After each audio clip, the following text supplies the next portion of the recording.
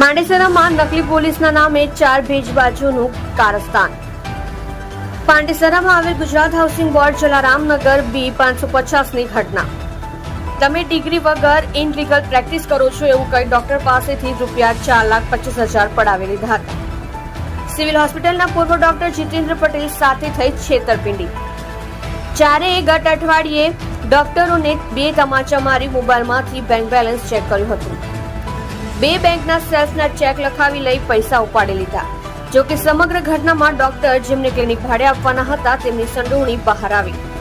સમગ્ર મામલે પાંડેસરા પોલીસે હાલ હર્ષિત દિહોરા, હિતેશ પટેલ, ધ્રુવાંગ અને રાજેન્દ્ર ઉર્ફ સાઈન વાજા સવનુરની અટકાયત કરી છે અને આગળની વધુ તપાસ હાથ ધરી છે। તમે જોઈ રહ્યા છો સત્યને સાથ આપનાર સત્ય સમ્રાટ ન્યૂઝ ચેનલ તંત્રી શ્રી નિલેશભાઈ પાટીલની સાથે।